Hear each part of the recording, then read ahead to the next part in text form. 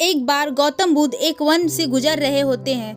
बुद्ध देखते हैं कि 3 व्यक्ति बुद्ध की ओर दौड़े चले आ रहे हैं। वह तीनों व्यक्ति बुद्ध के पास पहुंचते हैं और बुद्ध से पूछते हैं, मुनिवर, क्या आपने यहाँ से एक स्त्री को भागते हुए देखा है? बुद्ध कहते हैं, नहीं, मैंने तो यहाँ किसी भी स्त्री को भागते हुए नहीं देखा है। बुद्ध आगे पूछते हैं, परंतु आप तीनों इतना परेशान क्यों हो? वे व्यक्ति कहते हैं, वह स्त्री एक चोर थी, वह हमारा सारा धन लेकर भाग गई। बुद्ध कहते हैं, अकारण ही वह तुम्हारा सब धन लेकर भाग गई? वे तीनों व्यक्ति कहते हैं, अकारण तो नहीं, हम तीनों ने उस स्त्री को आमोद प्रमोद के लिए लाए थे, परंतु उसने हम तीनों को ही मदिरा पिला पिला कर बेहोश कर दिया और फिर हमारा सारा धन वहां से लेकर भाग गई। यह सुनकर बुद्ध मुस्कुराते हैं और कहते हैं, अच्छा हुआ, उसने तुम्हारा बोझ कुछ हल्का कर दिया।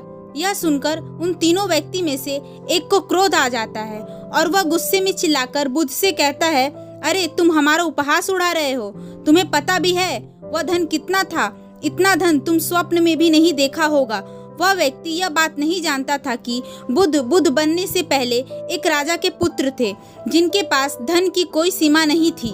बुद्ध कहते हैं, वह स्त्री तो अभी भी तुम्हारा सबसे कीमती धन लूट रही है और तुम कुछ भी नहीं कर पा रहे हो। उन तीनों व्यक्तियों ने आश्चर्य से कहा, परंतु यह कैसे हो सकता है?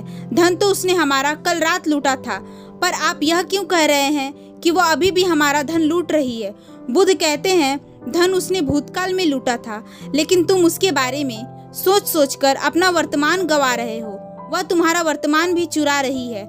ऐसा हो सकता है कि तुम उसे भविष्य में पकड़ लो और दंड दो, परंतु उस भविष्य और भूतकाल के चक्कर में तुम्हारा वर्तमान तो खराब हो ही रहा है, और यही सबसे बड़ी समस्या है।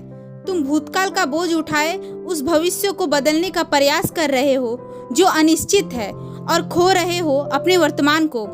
उन तीनों में से एक व्यक्ति कहता है, बात तो सही है, लेकिन यदि हम इसी क्षण में जिए तो? बुद्ध कहते हैं, यदि तुम इसी क्षण में जी पाए तो तुम अपने आप को जान पाओगे और अपने सारे दुखों का कारण भी जान पाओगे। उन तीनों में से एक व्यक्ति हंसते हुए कहता है, क्या आप अपने आप को जान पाए? और अगर जान भी पाए तो उससे क्या बदल गया?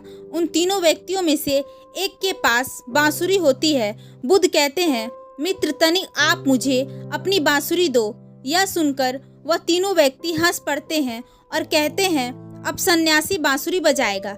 बुद्ध बांसुरी लेते हैं और बजाना शुरू कर देते हैं। जैसे ही बुद्ध बांसुरी बजाना शुरू करते हैं, आसपास के पेड़ पौधे में बैठे पक्षियों बुद्ध के पास आकर मंडराने लगती हैं, और वह तीनों व्यक्ति भी बुद्ध के बांसुरी की धुन में पूरी तरह से खो जाते हैं। कुछ देर बाद बुद्ध बांसुरी बजाना बंद कर देते हैं, परंतु अभी भी वह तीनों व्यक्ति बुद्ध के एकटक देखे जा रहे थे, क्योंकि उन्होंने आज से पहले इतनी मधुर बांसुरी कभी नहीं सुनी थी।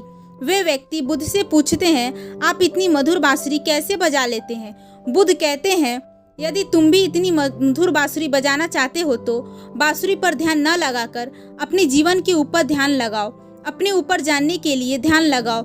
यदि तुम अपने आप को जान सको तो बांसुरी अपने आप ही मधुर बजेगी और सब लोग उनको सुनकर आनंदित होंगे। यह कहकर बुद्ध उन्हें उनकी बांसुरी वापस करते हैं और वहां से चल जाते हैं। उनमें से एक व्यक्ति दौड़कर बुद्ध के पैर पकड़ लेता है और कहता है, मुनिवर, क्या आप हमें बांसुरी बजाना सिखाएंगे? बुद्ध मुस्कुराते हैं और कहते हैं, अवश्य, परंतु तुमसे मैं तुम्हारा सारा अहंकार छीन लूंगा, मंजूर है? और वह व्यक्ति बुद्ध का शिष्य बन जाता है। तो दोस्तों, अगर आपको हमारी ये वीडियो अच्छी लगी तो ऐसे ही मोटिवेशन वीडियो पाने के लिए वीडियो को लाइक, कमेंट, शेयर और चैनल को सब्सक्राइब जरूर कीजिएगा। धन्यवाद।